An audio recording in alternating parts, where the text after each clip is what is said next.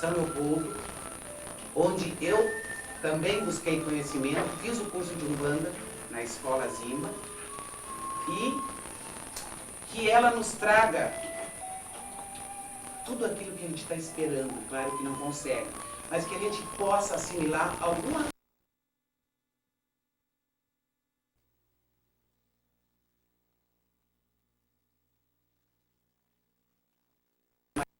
mais saber aumenta. Então isso para nós, para casa, da corrente, os médios, é muito importante. E a todos vocês que frequentam a casa também. Convido a mãe Águida.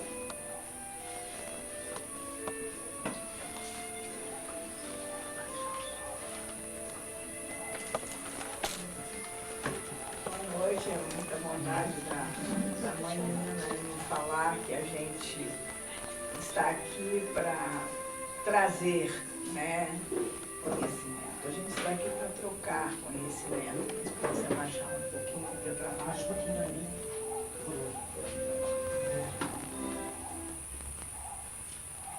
Mas, meus amigos, há 38 anos que a gente está envolvido com a mediunidade, né?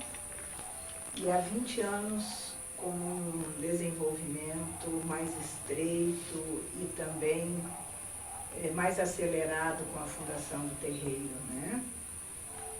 E isso nos traz experiência, nos traz vivência, faz com que a gente busque mais aprendizado, mais conhecimento, e que um dia como este a gente possa trocar, né, com outras pessoas que também têm no seu âmago, né, o desejo de desvendar um pouco mais sobre a nossa existência aqui no planeta Terra.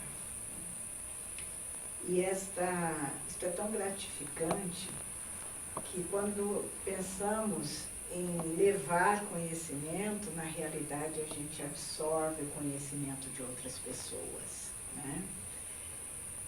Quando olhamos pessoas como aqui, verificamos em cada vibração uma informação, né? Porque nós somos muito emoção, muita sensibilidade, né? E esta troca faz com que venhamos a aprender com essas vibrações. Ter consciência de que os órgãos dos sentidos conhecidos são muito limitados, né? E a cada encontro como este, observamos através da troca de olhares, né, de uma concentração de cada um que está reunido no ambiente, que cada pessoa tem guardado dentro do seu ser conhecimentos milenares, conhecimentos que atravessaram os tempos através de muitas e muitas voltas ao planeta Terra, após o desencarne, após a morte do corpo físico. Nós não pretendemos modificar o que as pessoas que nos assistem e trocam conosco, a concepção e o conceito que tem em sua vida sobre a existência e a evolução do espírito de cada pessoa. Nós simplesmente pesquisamos e tentamos trocar ideias, né? As pessoas não devem simplesmente concordar com o que estão ouvindo. Devem sim discordar, achar pontos aonde não está de acordo com o que ela já viu, com o que ela já pretende, né? Porque aqui ninguém absolutamente diz, eu sei da verdade, eu tenho a verdade. Isto até deprecia esta palavra. Porque a constante evolução e dinâmica que todos nós recebemos durante uma existência já é o suficiente para a gente questionar. Dos nossos primeiros passos na vida, nós percebemos que eles têm um tipo de assistência, que não é só a assistência dos pais, dos parentes, mas sim uma assistência diferente. Que ali está um ser diferente, né? Que se herdou biologicamente, né, todo um arcabouço físico dos pais, pode não ter herdado absolutamente o gene que vem do divino, do Criador. Então, ali nos mostra que devemos sim pesquisar, devemos sim questionar, discordar, né? Temos o direito de realmente não aceitar tudo aquilo que estamos ouvindo, ou que pegamos, vamos ver um livro aqui, isso aqui fala sobre vidas sucessivas. Como vidas sucessivas?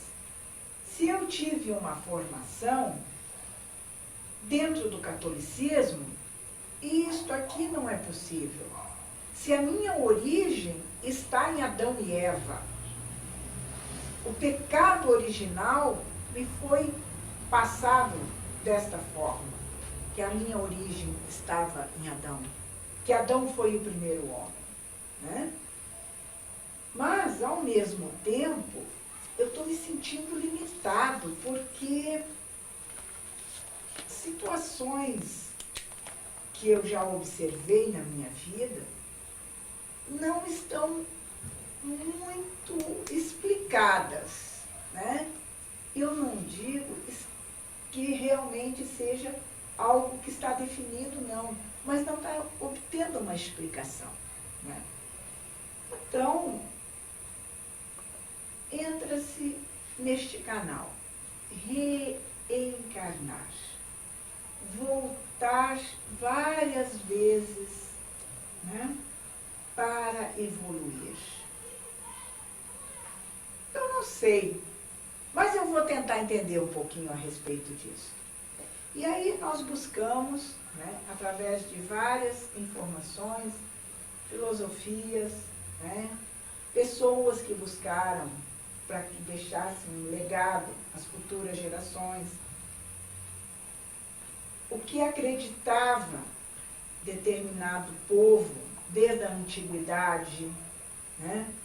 Grandes civilizações que já ouvimos e lemos, pesquisamos, né? Que nos legaram esta informação. Então, tem que haver alguma orientação para que nós possamos entender, pelo menos, o que eles entendiam, né? Como evolução da alma, evolução do espírito. E isto fez com que, ao longo de várias e várias civilizações, principalmente aquelas que trazem um conhecimento que estudamos até hoje, como a civilização egípcia, fizesse brotar dentro de muitas pessoas uma necessidade de pesquisa, uma necessidade realmente de ver se o que uma civilização que marcou o mundo antigo e o mundo contemporâneo e a atualidade tinha de tão forte para informar, né? E nós, que somos herdeiros na atualidade, hoje, de uma informação científica, né? Através de Allan Kardec, então estamos mais e mais estreitados com essas informações. Estamos mais nos compatibilizando com o povo judeu, com o povo hindu, com os caldeus, com o povo grego, com o egípcio. E esta fonte é inesgotável, muito rica busca para que o nosso espírito possa sorver e ali crescer, se orientar. Né? Então,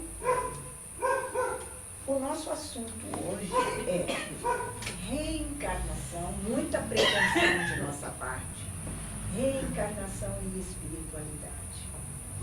Não estamos aqui para esgotar o assunto, estamos aqui para pesquisar o assunto. Estamos aqui para estreitar relações pessoais com pessoas que, ao frequentarem um terreiro de Umbanda e trabalharem a sua mediunidade, estão abertos a doar e receber informações sobre a possibilidade e sobre esta doutrina, que é a doutrina da reencarnação. As sucessivas existências para a evolução do espírito. Porém, pessoal, cada doutrina que fala sobre a reencarnação e está ligada a um determinado povo, a uma determinada civilização, faz com que essa doutrina seja diferentemente estudada. Né? Por exemplo, o povo egípcio tinha como informação que a alma voltaria ao mesmo corpo. Né? E, através, principalmente, da informação que nós tivemos na codificação de Kardec, estudamos um pouquinho diferente. O mesmo espírito volta em corpos diferentes, em estágios diferentes e em situações diferentes. Né? Então, essa parte científica é a que nós estudamos atualmente, é a que nós desenvolvemos atualmente. Né? Quando fala-se em termos de Egito, tem-se essa informação, porém com a evolução, né, através do estudo com o povo hindu, que nos traz esta informação muito voltada à evolução do espírito, então percebemos que a própria filosofia egípcia sobre a reencarnação também evoluiu. Né? E hoje se fala em reencarnação em corpos diferentes. Tudo está na vida de forma dinâmica, trazendo para novas civilizações, novos povos, informações mais evoluídas, com possibilidades melhor de entendimento. Né? Quando se estuda alguma informação a respeito de mediunidade, nós percebemos que vários e vários autores trazem o mesmo assunto de uma forma diferente, com uma linguagem diferente, porém é o mesmo assunto. Isso é importante porque a cada período esses assuntos relacionados à mediunidade são estudados de acordo com uma nova visão, com uma amplitude maior e também pesquisado em assunto que foi pesquisado por pessoas ao longo do tempo. E a reencarnação não foge a esta dinâmica. Ela também é estudada paralelamente à evolução do próprio ser e da própria mediunidade. Né? O período em que passei, foram 10 anos dentro da Ordem Rosa Cruz, né, me reporta ao estudo mais acentuado sobre o povo egípcio, né? Sobre a energia. E naquela época, pessoal, eu não era umbandista e nem espírita, né? Mas já trabalhava com a mediunidade. Porém, de uma forma quase que infantil, porque nada aparentemente acrescentava ao meu conhecimento e também não me despertava para uma busca maior. Até que, no final do ano, na casa de meus pais, que foi um grão-mestre da Ordem Rosa Cruz, mas nunca nos influenciou, nem a minha irmã, nem a mim, qual o caminho seguir, eu solicitei que se tinha uma proposta para a Ordem. E aí, peguei a proposta, preenchi e enviei, então, através da minha irmã, para a Ordem Rosa Cruz, porque ela reside em Curitiba. E a grande loja para a língua portuguesa é justamente em Curitiba, né? E aí, logo em final de janeiro, eu já havia sido aceita na Ordem Rosa Cruz como membro ativo. Ali eu comecei a perceber, através dos estudos e também da parte prática, né? Comecei a perceber que energias movimentavam diferente aquilo que eu já fazia, que era o trabalho com a mediunidade, né? E eu fui fazendo esse estudo muito sozinha. Nesta época, inclusive, eu morava em São Paulo.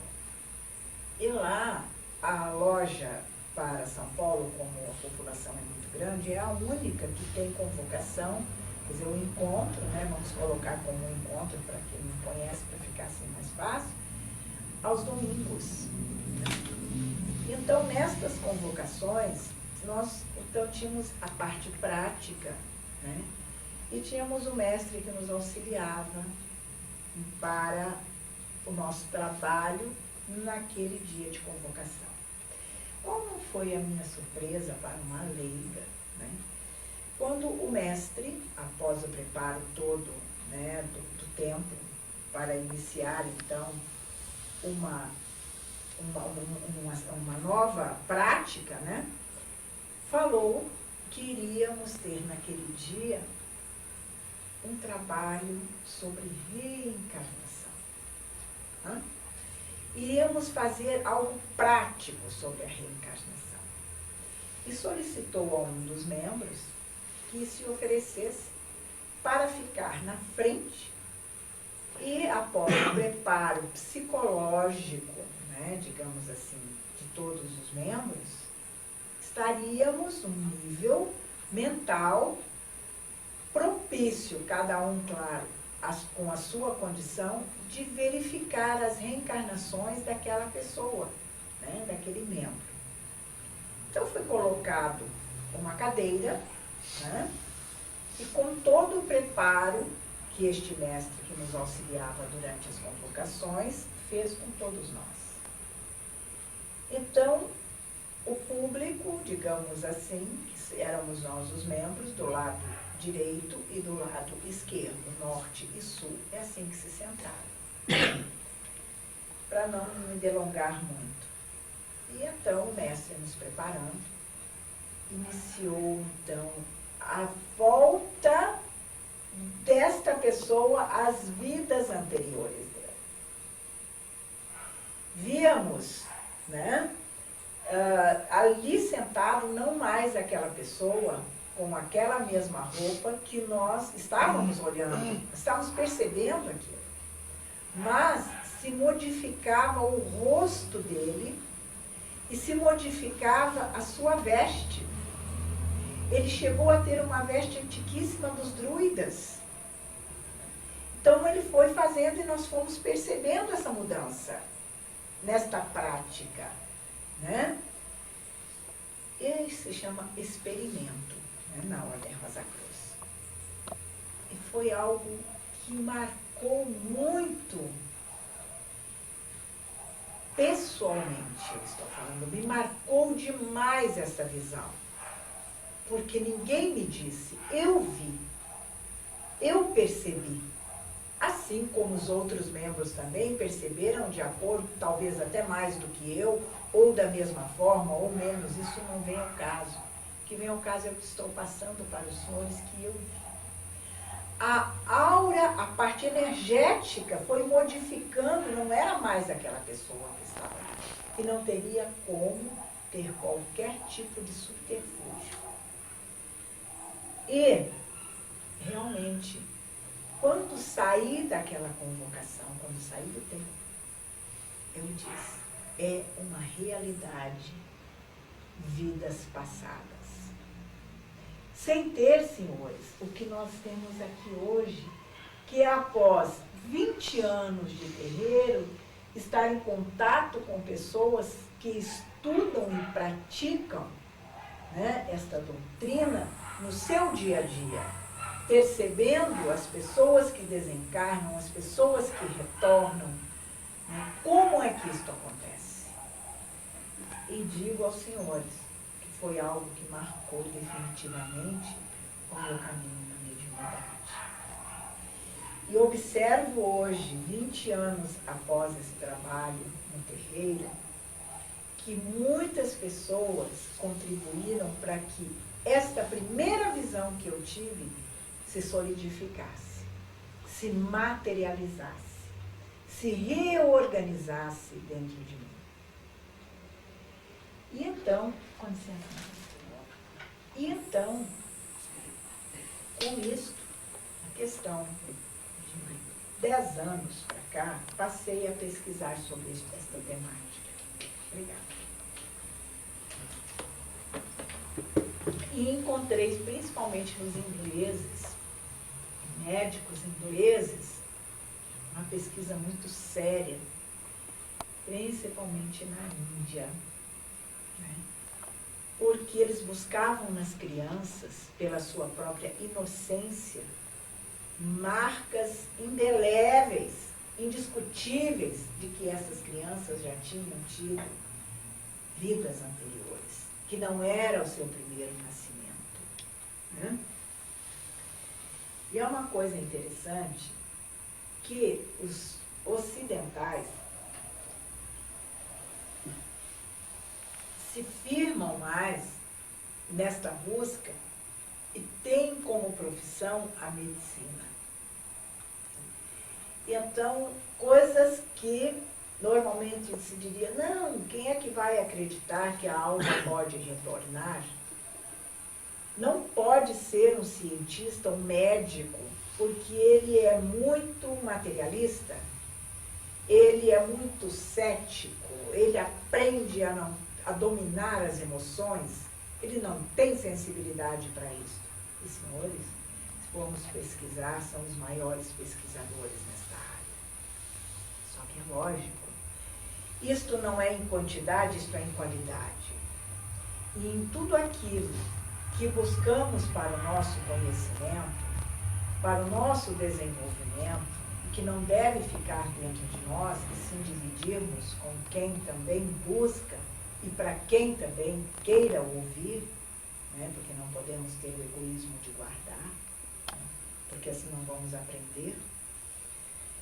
Então, vamos verificar que estes médicos, através da observação da sua própria ciência, é que vão buscar essas informações, trazendo com credibilidade ao mundo ocidental e oriental a existência de crianças que falam sobre experiências que tiveram como adultas, enquanto a sua idade é 7, 8 anos de idade, né?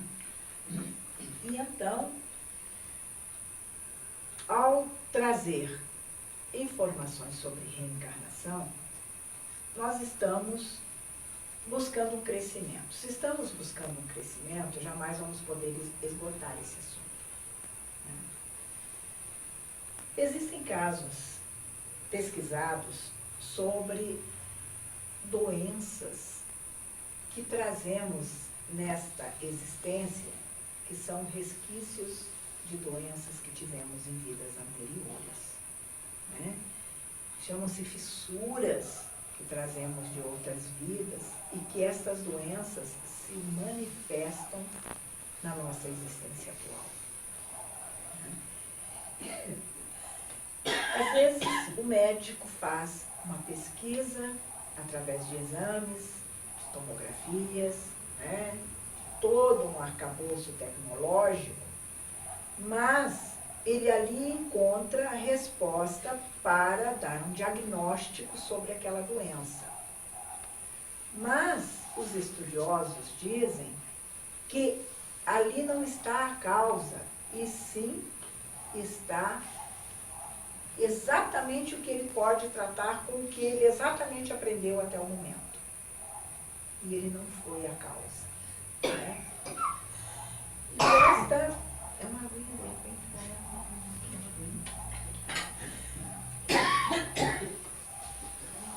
e estas perguntas surgem hoje em grande quantidade, principalmente nos terreiros de Umbanda, porque o umbandista ele se encontra com liberdade de pesquisa hoje.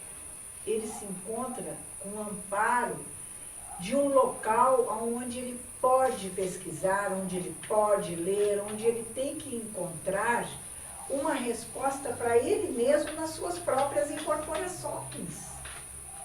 Né? Então ninguém poda o umbandista de estudar, mas a Umbanda faz isso. O praticante é que, não utilizando esta liberdade, muitas vezes diz, você não deve ler. Não sei quem faz isso. Né? Isso não vai uma crítica, isso vai uma constatação. Você tem que entender somente aquilo que o Espírito, quando chegar em você, vai te ensinar ou vai te dizer o que tem que ser feito, como é que você vai ser ajudado, de que forma deve ser ajudado. Mas, em contrapartida, existem dirigentes hoje da Umbanda que levam para os seus tutelados a necessidade, sim, de pesquisa, de cursos, de entendimento, para que ele não fique na dependência de um espírito que viveu há 2, 3, 4 mil anos para lhe trazer alguma informação. Ou que reencarnou pela última vez 1000 anos atrás. E que está na dependência também da mente dele para continuar evoluindo ou para ter oportunidade de migrar para outros espaços. Então, a reencarnação faz com que o médium tenha um pouco mais de liberdade para pesquisar. Não dá a ele o final, não se começa no nascimento e nem se termina com a morte. Ao praticarmos uma doutrina como a doutrina da reencarnação, estamos sendo impulsionados a melhorar. Estamos sendo impulsionados a utilizar o trabalho dos espíritos para melhorar. E não dizemos, a minha vida termina com a morte do corpo físico. O que eu aprendi, eu vou agora levar para o túmulo. O espírito não sobrevive após a morte do corpo físico.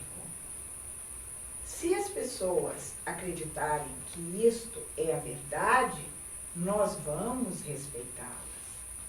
Mas, se a pessoa está aberta a pesquisar e a ouvir milhares de relatos em sua vida sobre informações que aquela pessoa não poderia ter tido aos 3 anos de idade, aos 10 anos de idade, aos 50 anos, porque aquilo não foi ministrado a ela nem no seu lar paterno, nem na sua escola e nem na sua vida. Como é que ela poderia trazer esta informação?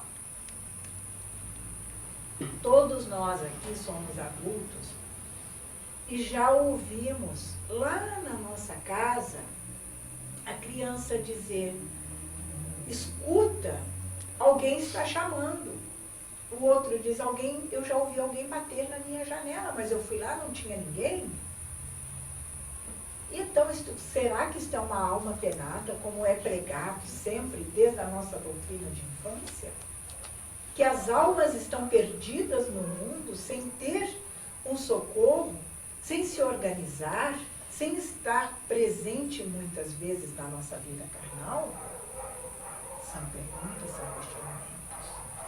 E uma coisa bem interessante sobre isso é que se nós temos céu, purgatório e inferno, e as almas estão esse tempo todo, desde que as primeiras civilizações estão registradas na história, elas não tiveram nenhum registro ainda do juízo final. Alguém já falou que as almas já tiveram algum juízo final? Alguém já ouviu isso? Imaginem os senhores e as senhoras, quantas almas estão então aguardando por isto, perdidas sem ter uma orientação?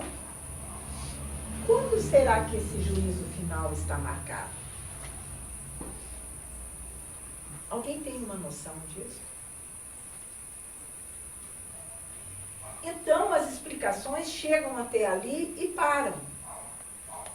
Então as almas encarnadas também têm que parar a sua evolução? Vamos supor que esta explicação seja a maior explicação a respeito da criação.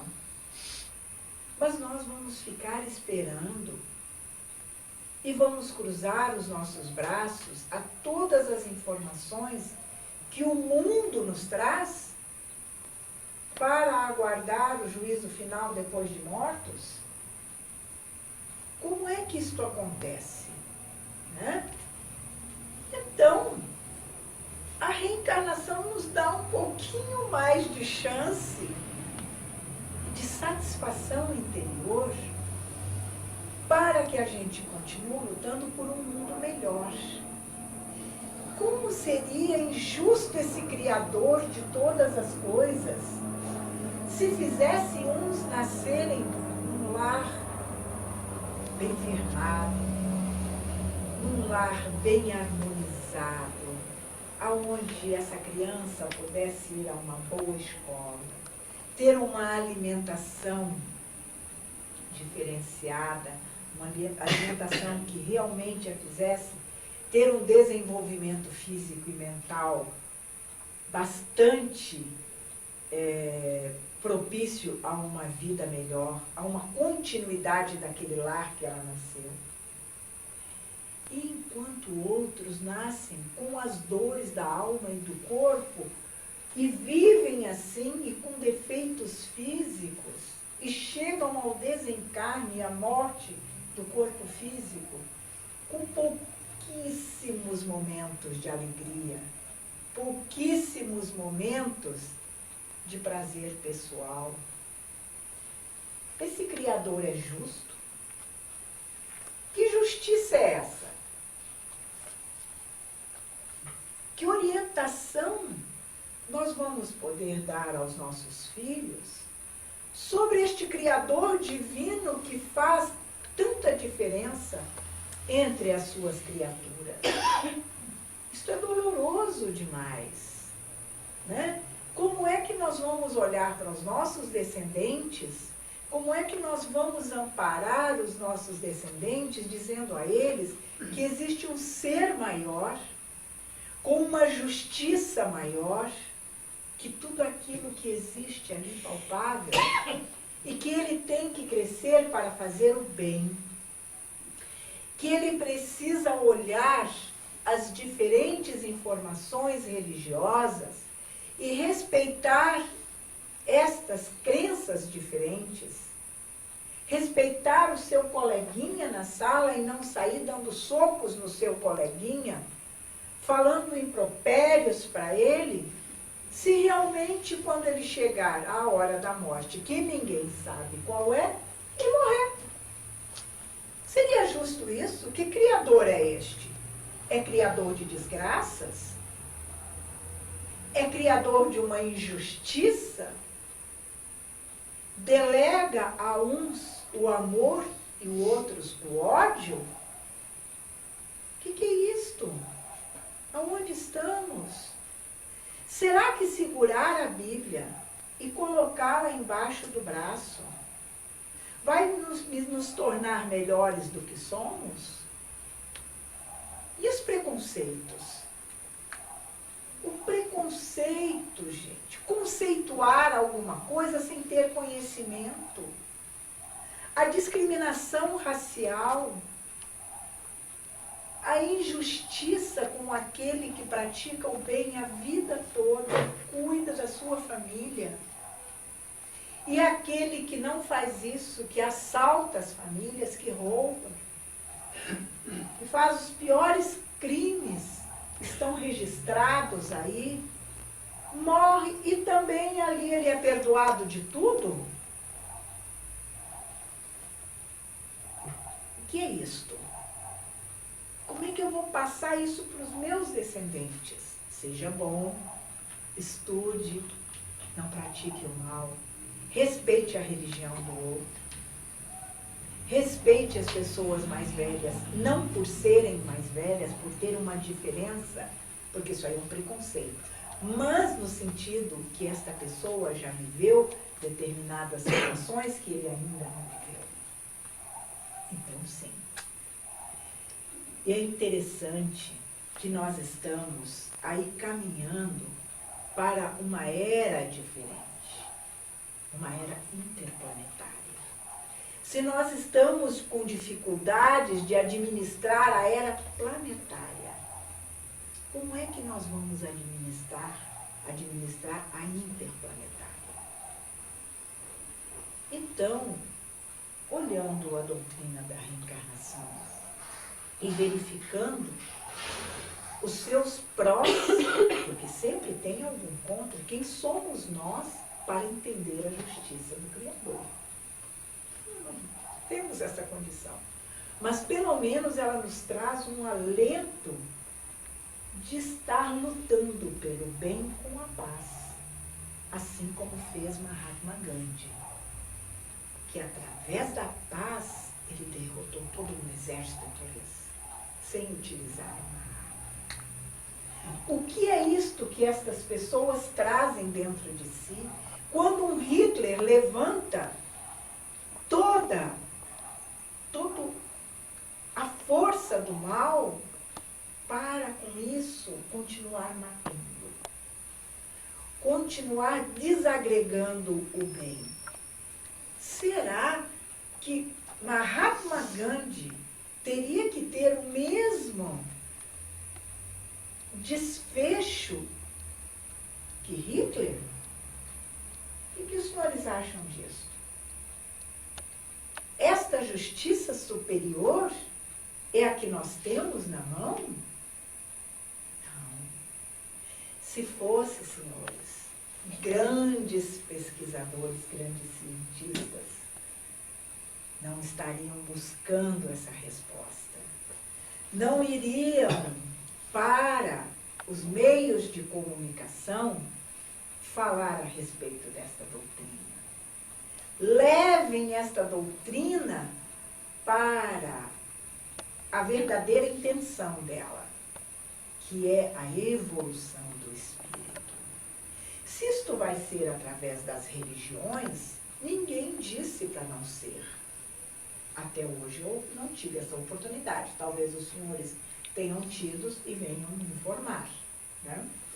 Mas, até o momento, esta situação não disse: você, para ser adepto da doutrina da reencarnação, você tem que ser umbandista, você tem que ser espírita, você tem que ter esta correlação com ela.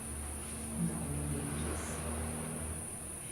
Então, as religiões que têm como base de orientação a continuidade da vida do espírito após a morte do corpo físico, Hoje é muito estudado através da mediunidade, né, que é um assunto vastíssimo, né?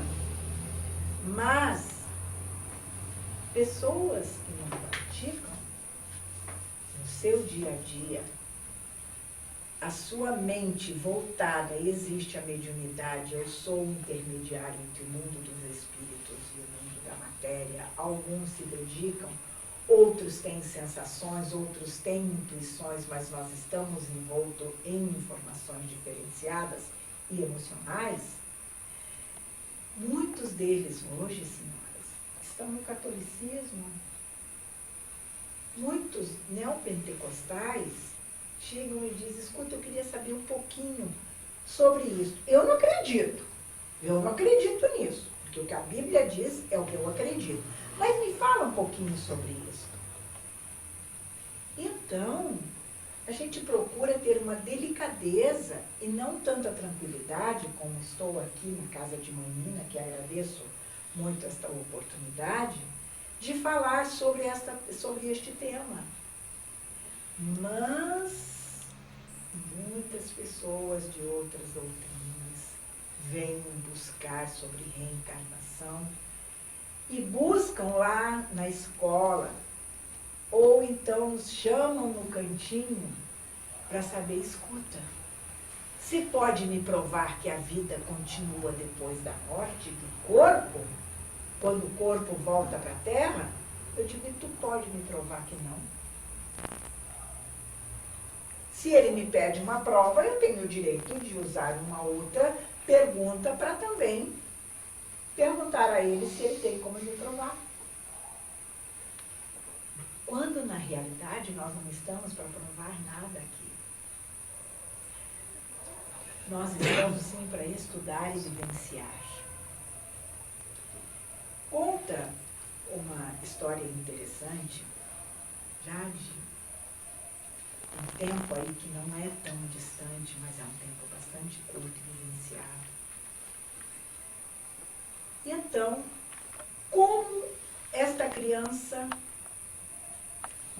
pode você me dizer que esta criança é uma reencarnação do avô ou do bisavô?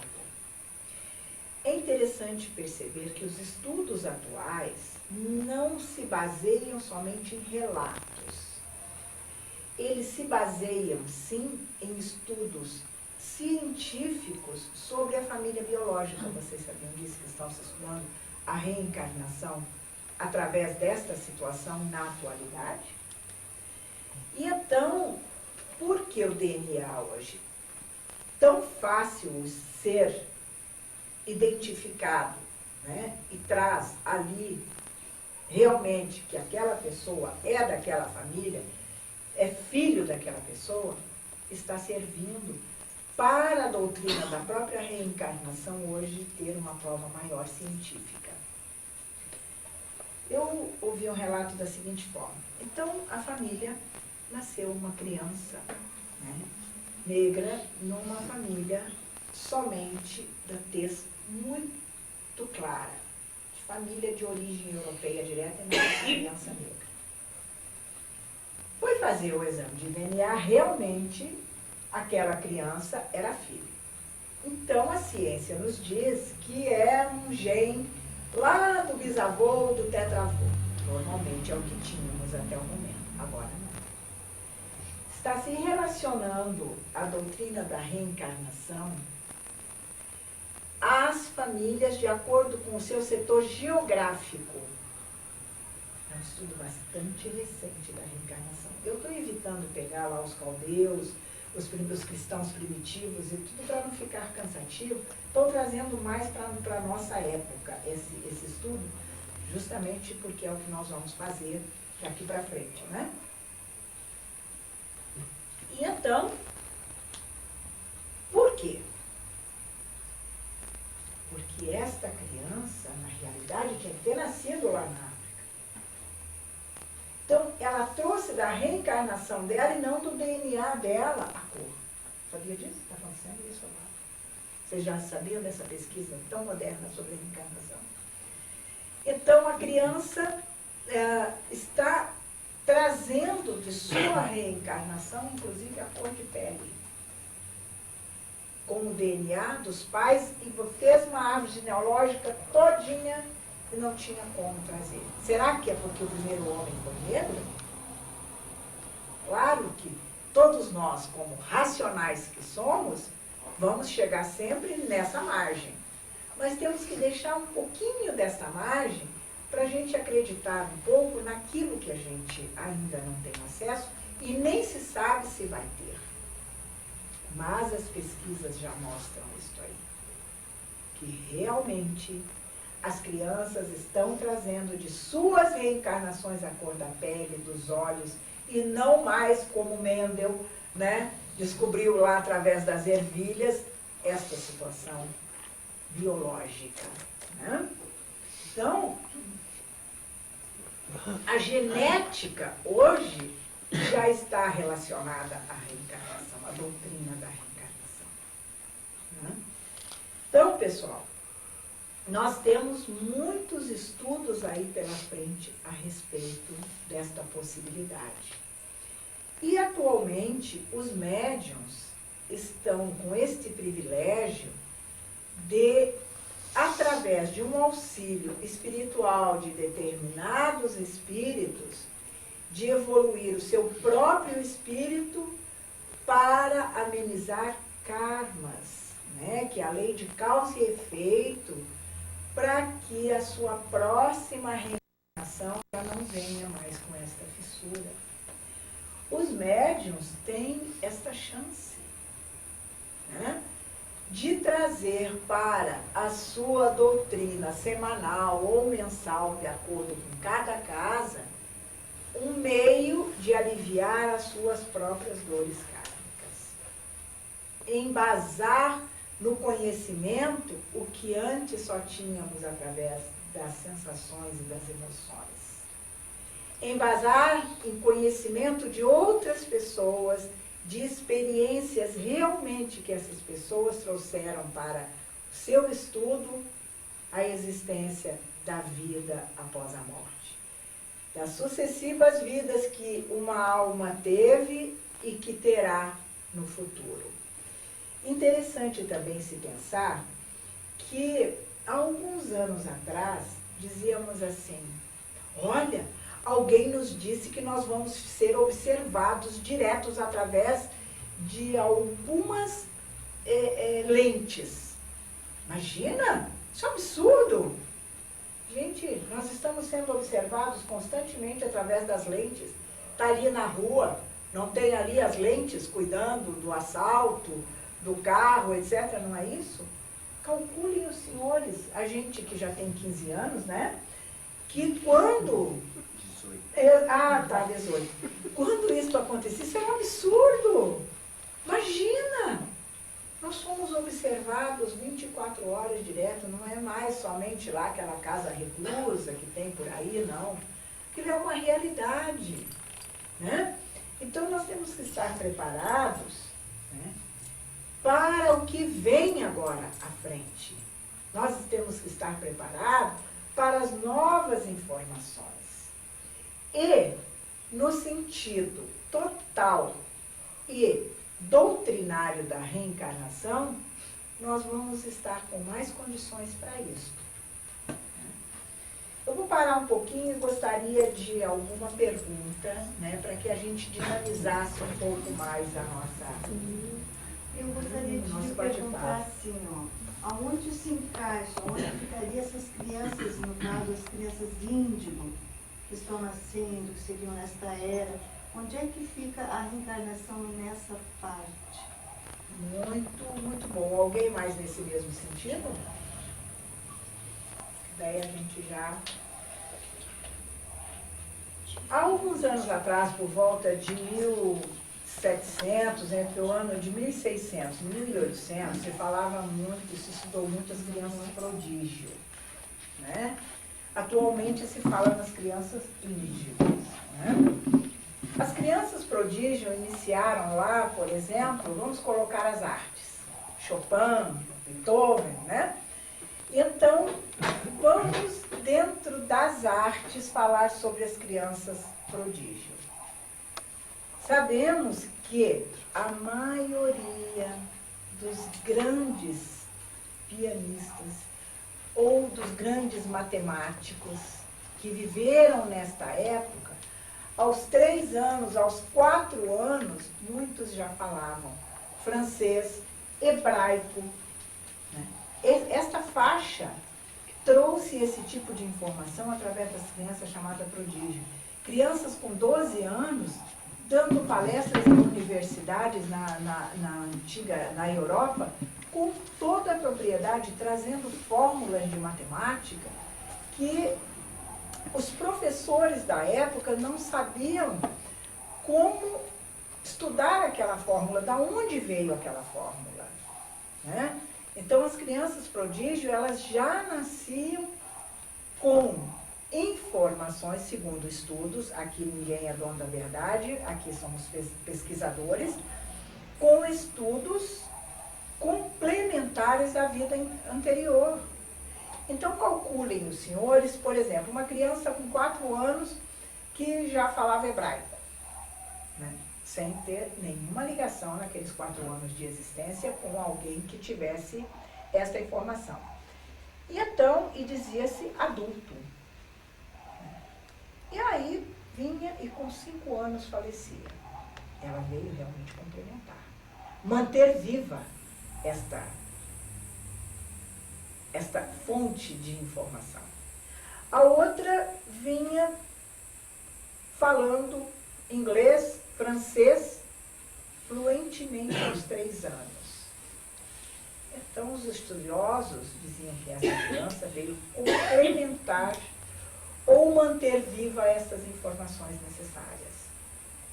Então, toda criança que principalmente tinha vida curta, isso é que é interessante. Se você pesquisar desse tempo, você vai ver que é curtíssimo. Não chegam no máximo 19 anos de idade. Muito pouco ultrapassa, né? E traziam informações que absolutamente elas tinham qualquer vivência. Da onde vinha? As coisas simplesmente surgir do nada, o nada, segundo o hermetismo, o estudo hermético mais fechado, jamais dará origem ao nada, né? Então, estas crianças tinham pouco tempo de vida e trazem uma informação muito clara sobre vidas passadas. Afora que elas se lembravam de lugares que depois a mãe ou o pai, se tinham condições de irem até lá, achavam realmente nomes, né? E traziam artes que elas absolutamente teriam condições com aquela idade. Então, essas crianças eram chamadas de crianças prodígio, e não de crianças que tinham a sua fonte de informação numa reencarnação. Muitos acreditavam, mas muitos desacreditavam também. E às vezes em número quase que igual. No vilarejo, por exemplo, lá da França, a grande maioria não aceitava que aquela criança fosse uma criança normal, que aquela criança era uma aberração da natureza, que não podia aquilo ser verdade. E a criança morria, está vendo? Ela morreu porque justamente ela não era de Deus. Isso existe realmente. Mas para os reencarnacionistas, e principalmente para a doutrina da reencarnação, isso se torna uma comprovação de que aquela criança é renascida, que aquela alma passou de um corpo para outro. E muitas vezes vindo de outras paragens. Naquela época não tinha o DNA ainda. E então não tinha como provar o que está acontecendo hoje. Então estou fazendo um paralelo entre as duas informações. Já as crianças índigo já têm essas informações, né? E também, segundo os pesquisadores, por volta de 1980 para cá, é que elas começaram a vir em grandes quantidades. Mas existem escritores e pesquisadores que estudam os adultos índigos. Se o adulto é índigo, ele foi antes disso uma criança índiga, né? E este assunto está sendo tratado em várias situações, né? Em livros, em informações televisivas, em informações de internet, né? E em informações pessoais, como a gente está tratando aqui hoje. E com uma coisa muito importante, já não como algo que nos assusta, mas como algo que é possível, né? Então, nós não temos hoje a aceitação de todas as pessoas que veem este assunto, que leem sobre este assunto. Mas nós também não somos apedrejados hoje por acreditar que estas crianças só podem ter recebido estas informações através de outras vidas anteriores, vivendo em diversas situações, místicas ou não, religiosas ou não, num teor científico ou não, mas sim tendo tido experiências com pessoas que tiveram outras existências. Eu acho que... Alguém mais?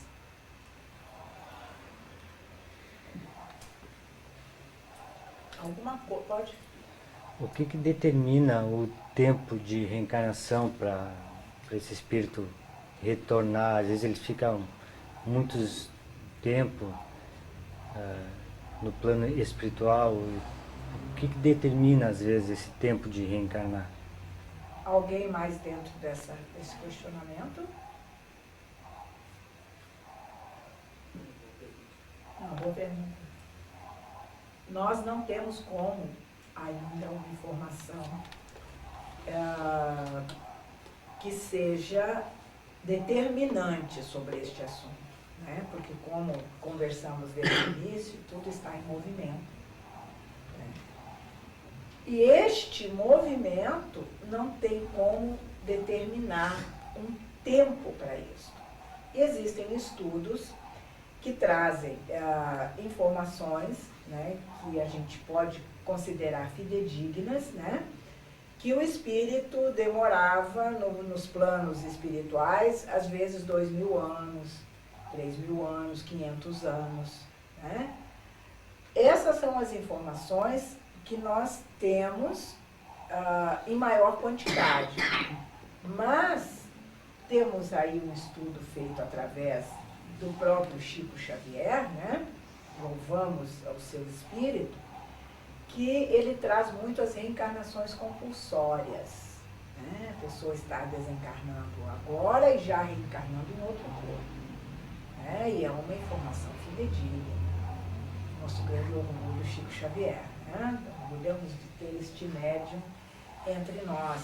E as reencarnações compulsórias estão sendo muito estudadas também através de Borges, que é um pesquisador sobre a projeção da alma ainda encarnado. Né? Então, ele estuda a projeção do espírito fora do corpo, tendo várias experiências e ainda estando encarnados. Eu não vou entrar neste campo não, tá, Manina? Mas só para poder elucidar um pouquinho mais sobre a informação que este espírito tem fora do corpo, as vivências que ele tem no mundo espiritual e que está trazendo para o pesquisador dele, que é uma pessoa de muito respeito nesta área, né, que é essa área das projeções do espírito.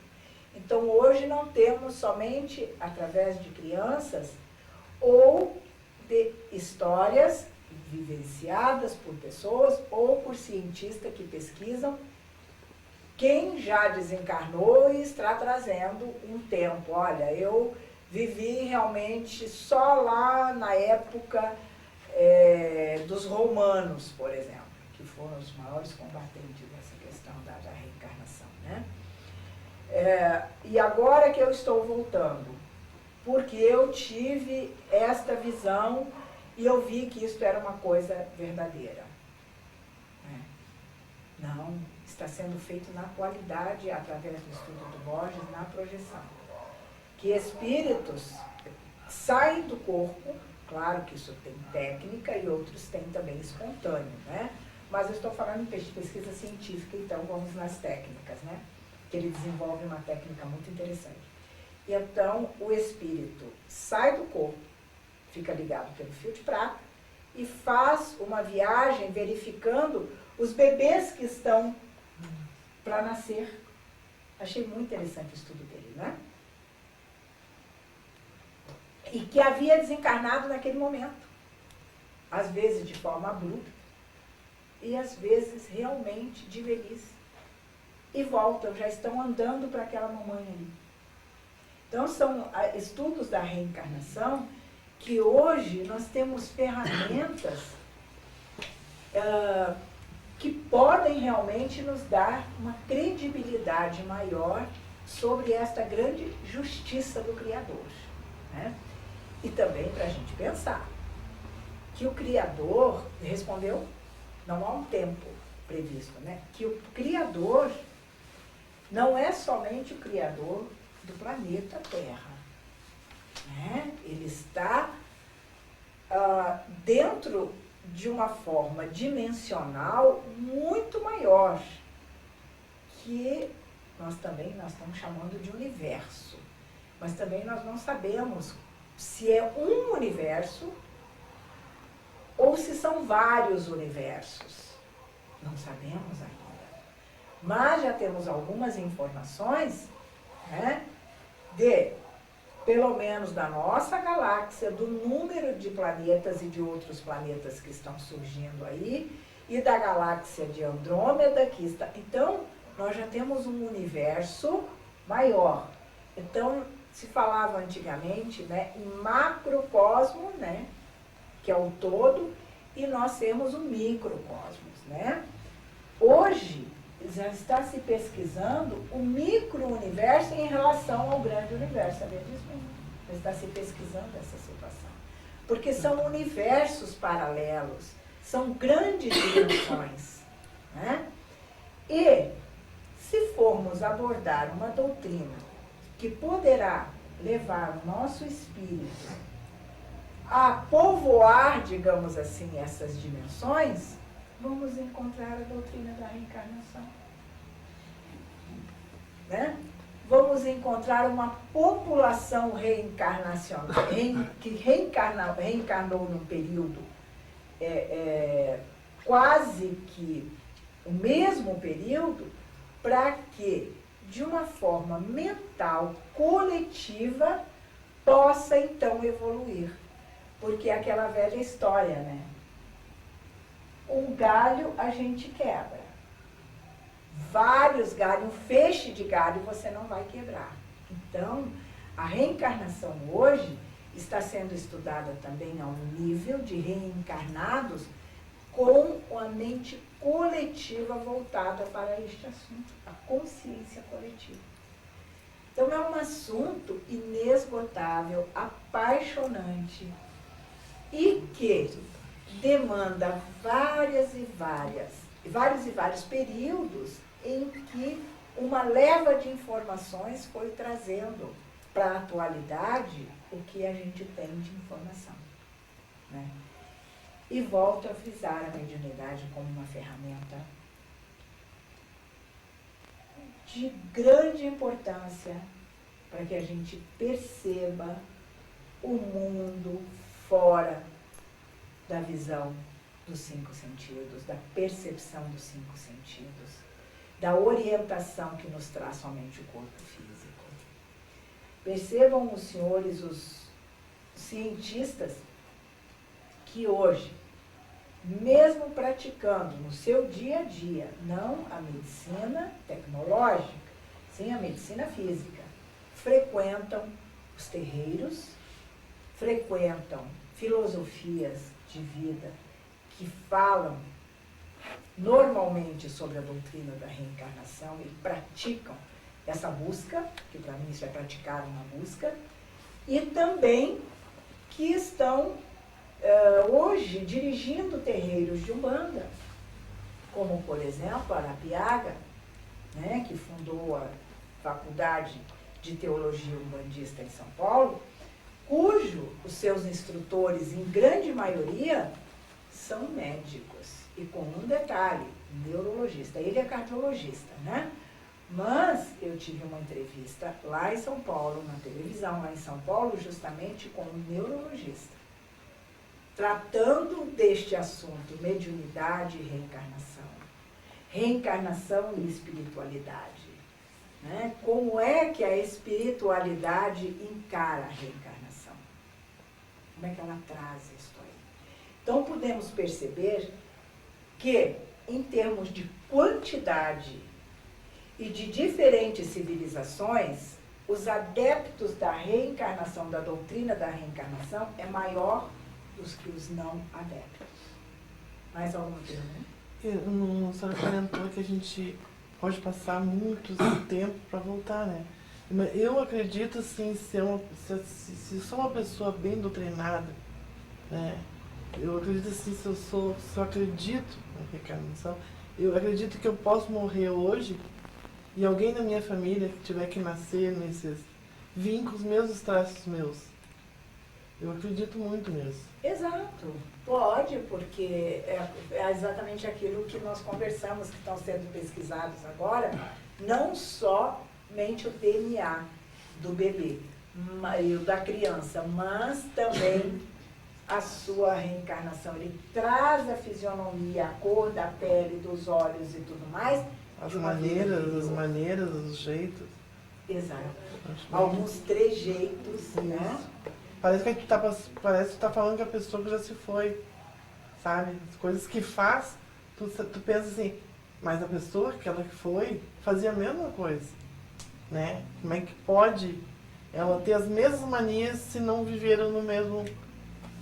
Acontece muito, assim, eu acho. E é verdade, uma informação ainda, mãe Águida não bandista, vamos encerrar com essa informação muito interessante. Eu morava em São Paulo, Guarulhos, né? Estado de São Paulo. Aí, tinha uma família japonesa, morava do outro lado, num local chamado Sapopema, né? E então, eu sempre me dei muito bem com essa família e gostava muito do senhor, que era o pai desta minha amiga, a japonesinha. E ele veio a desencarnar, chegou em casa, estava bem, sentou, veio a desencarnar assim, muito rápido, né? E o interessante é que ele havia solicitado à filha para que ela tivesse um casamento direito, como se diz, e ela ficasse grávida. E nem ela e nem o noivo, que era brasileiro, e a mãe não aceitava, não queriam ter absolutamente nenhum contato físico. Ambos queriam ter contato físico depois do casamento. E aí foi onde eu entrei na situação para que eles concordassem em ter este contato a pedido do pai dela, né? Porque assim a mãe, sabendo que ia ser avó, que era o maior sonho dela, iria permitir o casamento. Vejam que coisa estranha, mas é uma realidade o que eu estou contando para vocês. Então vou resumir um pouco. E assim foi feito. E esta moça, então, ficou grávida e eu mesma levei o exame para a senhora, para a japonesa, e quando ela viu que ia ser avó, já saiu toda feliz dizendo como é que tinha que ser o casamento. Veja que estranho, né? Ela praticamente obrigou a filha e o futuro genro a terem um contato antes do casamento, coisa que eles não queriam. Aí tá, ela ficou grávida e teve menina. Né? Esta criança estava com 6 meses de vida quando este avô maravilhoso, essa pessoa digna, pessoa boa, como você citou, chegou em casa e disse, não estou me sentindo bem. E dali já foi para o hospital, já chegou sem vida física. E então foi a única neta que ele conheceu. Porque a outra filha, que era casada, estava grávida de 7 meses. Então, só conheceu a menina, vou falar, Carolina. E aí, tá, passou-se o tempo, tudo mais, meu ex-marido veio transferido para Porto Alegre, e nós íamos então morar em Porto Alegre. E aí, essa senhora ficou grávida pela segunda vez. Na época eu era Rosa Cruz. E eles também E eles tinham um local de fazer os seus experimentos, um quarto separado, né, que é assim que a gente recebe as instruções para semanalmente fazer ler as nossas monografias e fazer os experimentos, né?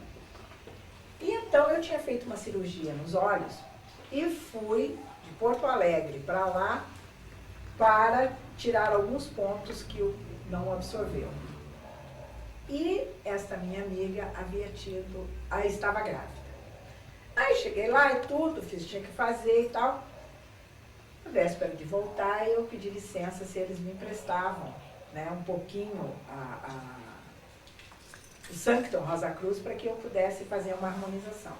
Mas claro, por favor, porque os meus fenômenos mediúnicos já vinham acontecendo desde criança, né, e eles já conheciam esses fenômenos. E aí, só que eu não vou entrar no mérito da questão agora. Entrei no Sanctum, preparei-o como sempre, né, e com os olhos fechados e aquela música, eu senti que uma fumaça diferente se formava em cima da minha cabeça. E vi exatamente o pai dela. E ele disse a mim: vou reencarnar no filho da Lúcia. É um menino. Vocês veem pouco tempo que tinha de desencarne. Me lembrei disso em questão da sua pergunta, da sua colocação. E aí, saí e disse a eles: entrem um pouquinho ali no Sanctum para receber um pouco daquela emanação que está ali, né? Mas não comentei nada. Os dois entraram. Ela saiu logo. Disse: o que você colocou lá dentro que estava tão forte? Eu disse: eu não coloquei nada, era uma energia muito boa. Ela disse: não, eu senti que era uma energia ruim, mas era uma energia muito forte. Tá. Aí ela ia à feira. Ela foi à feira e eu fiquei com o marido dela, Roberto. Eu disse para ele, chamava de Mano. Eu disse: Mano, e ele inclusive é aqui de São Leopoldo. Hein? Mano, o que você sentiu ali? Ele disse: por quê? Eu disse: porque era o espírito do seu sogro que veio me dizer que volta no neném da Lúcia. Ele disse: eu sabia, senti o meu sogro quando eu entrei ali. Eu digo: então não vamos comentar nada para que a mente consciente não interfira nesse processo, né? Não, fica tranquila, não vamos comentar nada. Passou-se o tempo e quando a Lúcia teve a criança eu não pude ir até lá, né? E já voltei a São Paulo, ela morava em Santana, ele era da base aérea, né? Hoje eles moram lá em Manaus. Ele trabalhava no Campo de Marte na época. E então voltei e o garoto, que chamava-se Wendel, já estava com 7 meses de vida, mas eu não avisei que eu ia para lá, né? Cheguei, ele estava na entrada assim, da área, no carrinho. Ele me olhou, eu olhei para aquele bebê e ele fez assim, que era exatamente como fazia o pai da Lúcia, isso era a mania do pai da Lúcia. E me olhando, com 7 meses. E eu digo: cadê a mamãe? Ela disse: eu não acredito que é você que está aí. E lá vem a Lúcia. Eu conhecia aquele bebê perfeitamente, tinha a cara do pai dela e os gestos e o jeito. Ele me olhou como se: olha, seja bem-vinda. Entendeu? Foi bem tranquilo. Mas isso não basta como, digamos, uma prova. Acontece que o irmão da Lúcia era um advogado e ele era um budista. Só que eu nunca fui ao terreiro dele, nunca tive absolutamente, a não ser pouco contato com ele. E aí, a Lúcia botou um cafezinho, sentamos, vamos conversar e tudo mais. Ela disse: você é terrível, né? Você tem que eu já sabe? Ela me falou de um jeito tão... ela disse: sei. Eu disse: como é que foi? O Roberto contou, logo após o nascimento dele. Eu disse: não. Se o humano, né, estava no escritório dele, eles me contaram uma coisa que eu absolutamente não tinha nenhum conhecimento. Mas o que tu não sabe é que o humano, sempre o meu pai vinha visitá-lo, porque ele trabalhava, inclusive, num centro de Umbanda e ele era médium. E então, sempre ele vinha conversar com o meu irmão. E aí, neste dia, que eu comecei a sentir as dores do parto, meu marido me levou às 6 horas da manhã para o hospital da base, que o médico examinou e disse, olha, 18 horas nós estamos fazendo a cesárea. Vou marcar bem direitinho, porque vai ser a hora que vocês podem se preparar também e tudo mais. Como eu falei para vocês, a família dela morava em Sapopemba. A mãe dela, né, irmão, tudo. E aí, o Roberto, com essa tribulação e tudo, acabou não telefonando, né, em tempo hábil. Quando ele ligou, devia ser por uma volta de umas 5 horas por aí, já se lembrando que às 6 ela ia para a mesa, né? E ela ligou avisando então a sogra e a irmã e tudo mais que a Lúcia teve o neném às 18 horas. E então ficaram esperando chegar o humano para levá-las para lá para o hospital. Ele chegou, era mais ou menos umas 20 horas. E a irmã, grávida, essa que eu falei, né? Já estava quando grávida do segundo filho. Mano, você tinha que vir logo hoje. Por que você chegou tão tarde tudo para nos levar assim, assim? Você não sabe da novidade, ele disse, sei. Ela me contando isso, sim. Eu sei da novidade, sim. O neném da Lúcia nasceu às 18 horas. Como é que tu sabe disso? O Roberto ligou e disse, não. Eram 17 horas, eu estava mexendo nos processos lá, senti a presença do pai, e ele chegou e disse para mim, eu olhei e ele disse, agora não te visito mais. Estou reencarnando às 18 horas no filho da Lúcia. Se isso não serve como prova, uma comunicação tão forte teríamos assim, e aí exatamente foi isso que aconteceu. Então são situações que várias pessoas vivenciam e algumas delas passam despercebidas.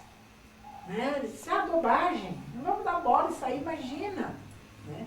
Mas nós que estamos aí nesse grande navio, nesta arca de Noé, né, com tantas informações, nós devemos dar sim crédito quando uma pessoa ou uma criança chega e nos faz um relato.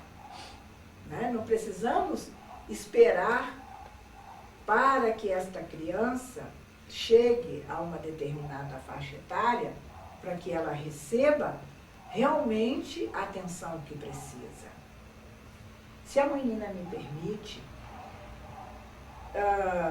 nós somos responsáveis pelos nossos filhos e pelo andamento espiritual que eles têm nesta existência. Por que vamos ao terreiro de Umbanda e não nos levamos? Porque temos aquela formação católica em que o padre não gostava porque a criança corria dentro da igreja? Né? Então, esta criança pode ser uma criança índigo, que se tornou uma hiperativa, precisando de medicamentos, está batendo no amiguinho lá no colégio porque o amiguinho não acompanha o raciocínio dele, está demonstrando um lado que na realidade não é o real. O lado real está na vida do espírito e o que ele trouxe para aquela existência. E o terreiro de Umbanda deve sim receber estas crianças, em primeiro lugar, porque é uma das linhas fundamentais da Umbanda. Né? Em primeiro lugar, por isso. E então, chega para o dirigente, para os médiuns mais preparados, olha, o meu filho está assim durante a noite, não dorme, está se batendo, acorda durante a noite. Meu filho acordou me dizendo que sonhou com os monstros. Vai dar o quê? Medicamento para ele dormir? Vai usar psicotrópico com esta criança? Ou hoje todos nós estamos em condições de levar os nossos filhos onde isto é estudado?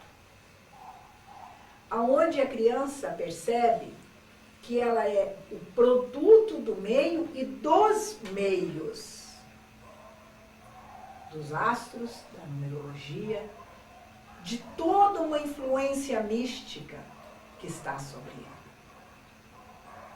Nós precisamos, sim, estar atentos às nossas crianças. E as crianças índigo, muitas vezes, não têm a oportunidade de se pronunciar, porque se isso acontecer, ela vai brigar na escolinha. Olha lá que loucura! Ah, mas que dom bonito! Ele toca violão desde os 2 anos. Aí quando a criança chega aos 6, pega, encosta o violão. Por quê? Porque ele não teve um incentivo para continuar. Ele não teve um incentivo para se autodescobrir.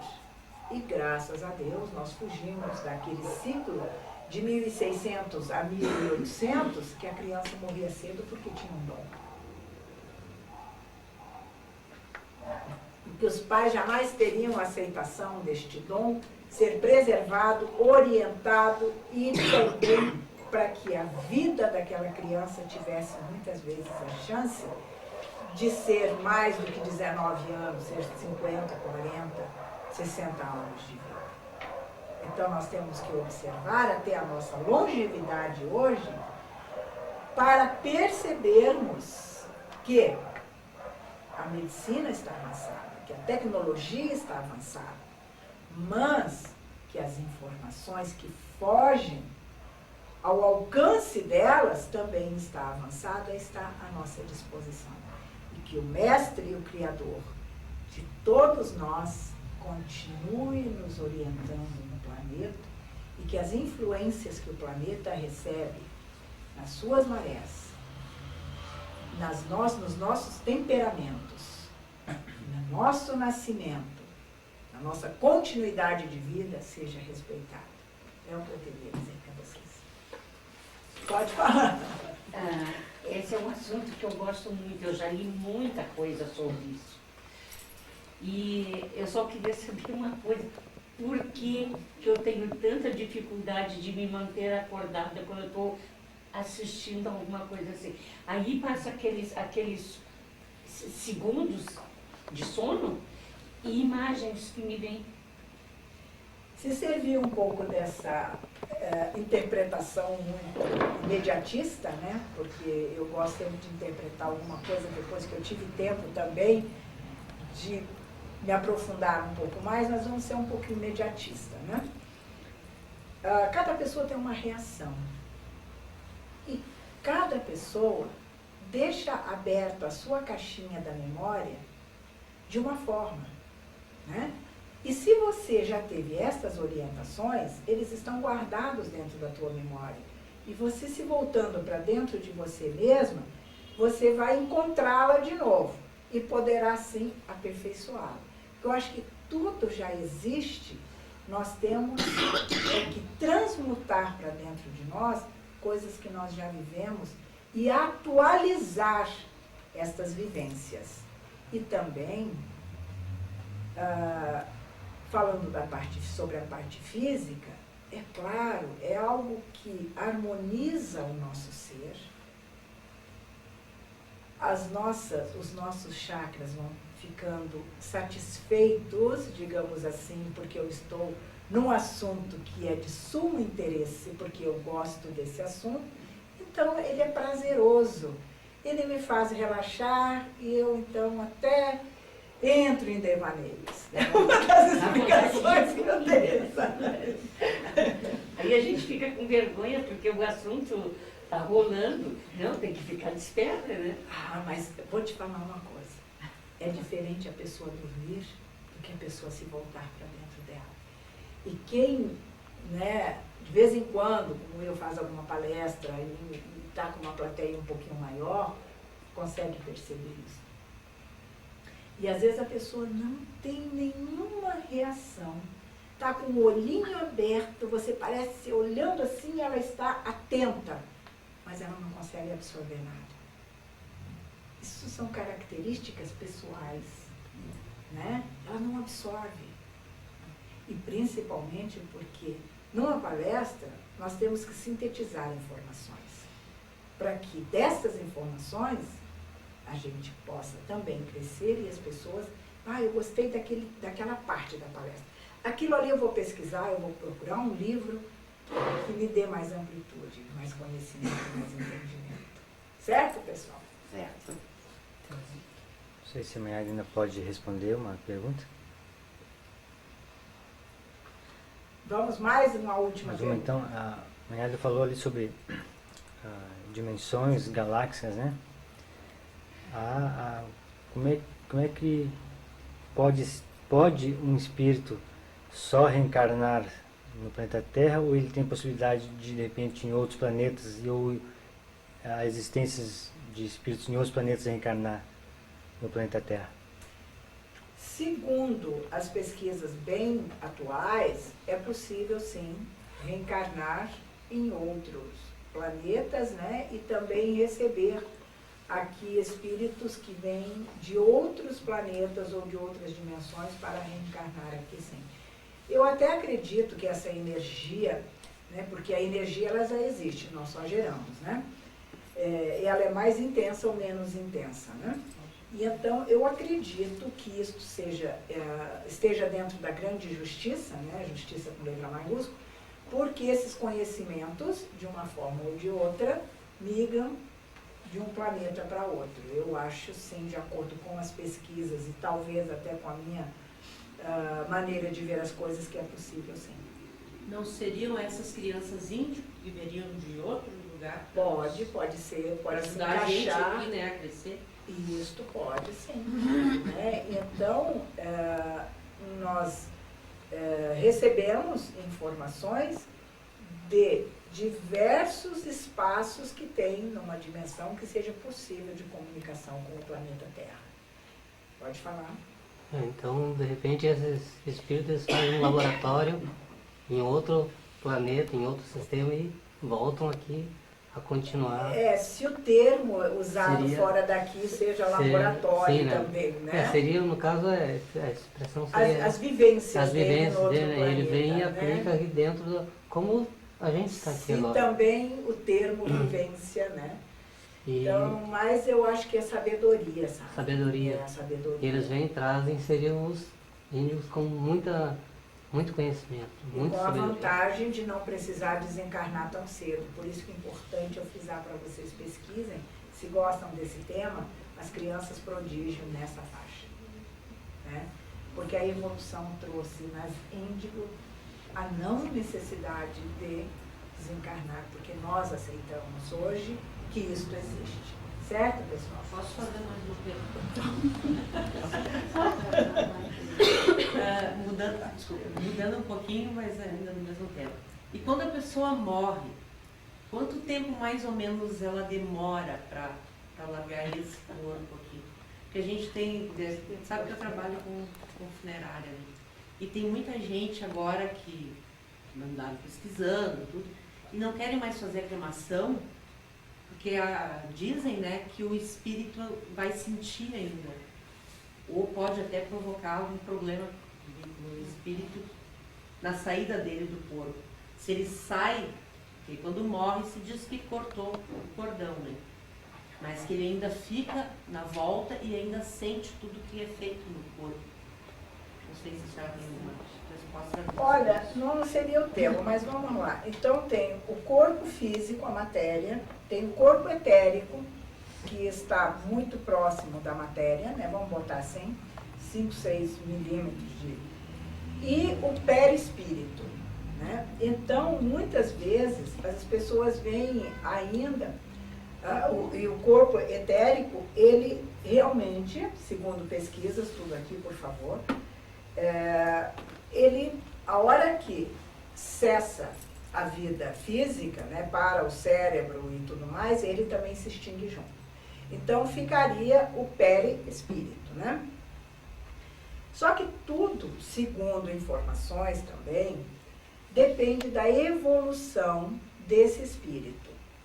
Evoluir não significa aceitar, porque tem muito espírito evoluído que não aceita a morte. E ele é evoluído e não aceita, né? E na grande maioria aceita, né? A evolução no sentido deste espírito está ligado por situações criadas por ele mesmo à matéria com a qual ele vive, né? Então, esses espíritos têm maior chance de não se despreenderem da matéria e ir exatamente para o túmulo ainda um período longo e assistirem ali a própria deteriorização do seu corpo. Né? Existe isto sim. Vamos citar Chico Xavier, por exemplo. Ele coloca que 72, 78 horas até após a morte do corpo físico, este perispírito ainda não absorveu totalmente o ânima, ou a alma, ou o espírito, que é a nova forma dele, né? Então ele permanece em cima, permanece ali não em cima, junto ao corpo. E, uma vez queimado, vai queimar o perispírito. E então vai queimar um outro corpo sensível. Não tão sensível quanto a matéria. E então ele vai realmente sentir muitas dores. Porque ele vai ser queimado. E como diz a própria lenda, né, nascer da cinza é muito difícil. Renascer das cinzas, né, só a Mênfis, né? E então, e outra situação, né, quando a pessoa, não é que ela se prepara para morrer, ela tem que se preparar para viver bem, né, que é o que nós estamos falando aqui até agora. Então ela passa a perceber na sua mente consciente que viver bem para morrer bem. E ela se desprende com mais facilidade, né? Ela já entende na mente física que a morte do corpo físico é uma realidade. E isto todos nós sabemos que é uma realidade. De que forma, quando, não sabemos. Então, precisar o momento em que um espírito ainda está ligado à matéria é difícil. E as pessoas realmente que eu converso sobre isto, que trabalham na sua área, que por sinal é uma área muito necessária, estão comentando que eles não querem mais a cremação, porque existe esta teoria que o espírito pode estar ali e ser queimado o perispírito junto, porque o corpo etérico, na hora que morreu, ele se dissolve também. Ele não tem mais aquela vitalidade, né? Mas o espírito, se vocês querem, eu posso contar mais uma coisa a respeito de uma vivência nesse sentido. Sim.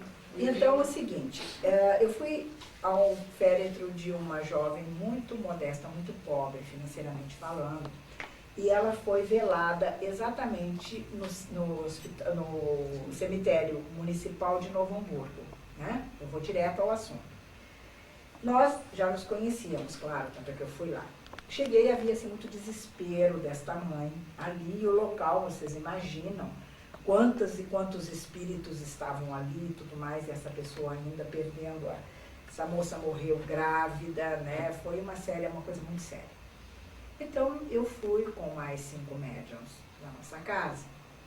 E chegamos e estava aquela situação, então, como médiuns, fomos rezar, fomos amenizar, tentar harmonizar o máximo possível, levar um conforto àquela família, né?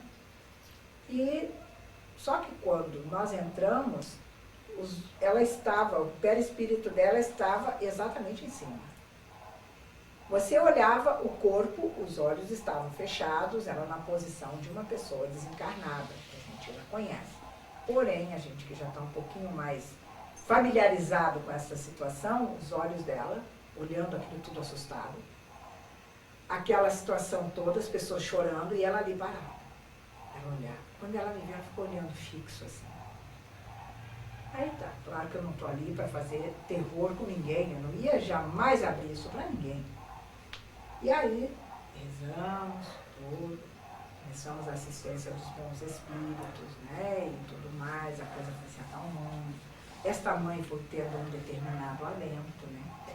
E havia um médium na minha casa, que era cacique, chamado Alexandre, e então ele foi que nos levou, inclusive, no carro dele. Aí, quando terminamos a prece, que a calma tomou conta, como está aqui agora, ela se sentou, claro, o espírito, se sentou no corpo. A mente já estava ligada com ela. Você pode, agora você já está no mundo dos espíritos. E rezando outra coisa. Desceu do caixão. Eu falei, agora vai abraçar a mãe dela. Porque os espíritos de luz já estavam ali, os socorristas, para conduzi-la. Ela veio e me abraçou. Se desprendeu e foi. Não vi o bonitinho, estava todo mundo aí calmo, tudo quieto e tal. Então chegou a determinada hora, vamos embora. Quando chegamos no carro, aí o Alexandre disse, mãe, a senhora... O que foi, Alexandre?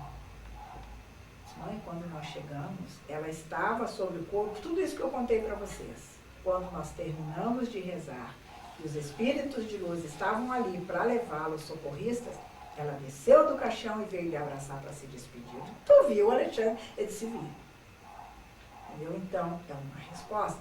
Eu não sei quanto tempo esse espírito iria ficar sem a benesse de pessoas todas que rezassem ali para elas. Não da manhã, do feixe que não quebra.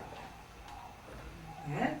Então, são situações que a gente tem que levar em conta e não temos como te dizer, olha, isso aí está errado ou está certo. Isso são possibilidades, né? E pode acontecer, assim, de, digamos, um acidente, um avião explodiu, queimou, morreu todo mundo queimado, assim, né? Pode acontecer de um espírito acabar? Não. Pode sim, mas também pode acontecer que esse espírito se projete espontaneamente antes de acontecer o fatídico e estava ali só a matéria. Isso pode acontecer. Sim, mas tem como assim o espírito acabar, não voltar mais? Não é que ele acaba, mas queimando, até hoje as informações que se tem, é que após queimar, está queimado. E teve uma situação com o virou cinza. Tem uma situação que o Dr. Fritz, numa cirurgia que ele fez usando o meu corpo para operar o rim de uma jovem, que ele deu uma explicação para o cacique Eloy sobre a questão do perispírito e essa destruição que pode acontecer com uma doença que já criou o cascão astral. Né? Ele mostrou, né, com uma vela, não é isso, que o perispírito vai se deteriorando, ali vai tendo fissuras. Né? E então aí você vê que há uma explicação para que a possibilidade do perispírito sim não abrigar mais aquele espírito, mas não de se perder a energia. Ficou a energia mental. Tá? Então, não existe uma prova, isso tentando te explicar, não existe uma prova de que somente através do perispírito esta energia mental vá permanecer entre as energias mentais a quais ela é designada. Entendeu? Então, mesmo com o perispírito desfeito, este espírito, esta energia mental espiritual não terá uma forma, mas não terá o quê? A energia. A senhora acredita acredita que as coisas sejam como o filme Ghost? Que a pessoa fica na angústia de mostrar, no caso ali, na angústia dele foi mostrar quem matou ele, né? A senhora acredita que possa acontecer depois de morta a pessoa ficar ali? Olha, eu acredito em tudo, né? E também pesquiso o máximo que eu posso. Mas ali no filme ficou mostrando o espírito executando aquela tarefa. Mas já se tem relatos de espíritos que ninguém viu e que acabou levando a um desfecho, uma situação que talvez ficasse escondida até todas as pessoas que tiveram conhecimento de um fatídico, por exemplo, viesse a desencarnar e tudo mais e fosse descobrir isso só no mundo espiritual, né? Existem casos, sim, de que o espírito conduz as situações para desvendar outras situações. Por isso que muitas pessoas dizem que nada é por acaso. E eu digo que o acaso é preparado, entendeu? Por isso nada é por acaso, ele é preparado para acontecer, né? Então, o Ghost é interessante porque, claro, tem algumas coisas ali que talvez, né, não fossem possíveis acontecer, mas eu digo talvez. Porque a materialização e desmaterialização da matéria é possível, né? Então, aí vê aquela questão da moeda, né, dele ter aquela condição de subir aquela moeda. Então, ele teria que ter já bastante, estar bem familiarizado. E a mente espiritual dele com esse objetivo. No momento em que eu proteger, ser o protetor e não o obsessor de quem eu amo na matéria, aí sim eu vou embora. Mas antes eu vou ter que protegê-la. Então, é mais ou menos isso. Certo, pessoal? Nós temos assunto para muito tempo, mas eu vou encerrar porque, né? Mais aula de palmas.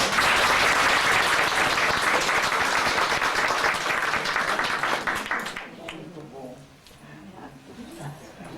Eu que agradeço a oportunidade de, né, procurar entender um pouquinho mais desse assunto.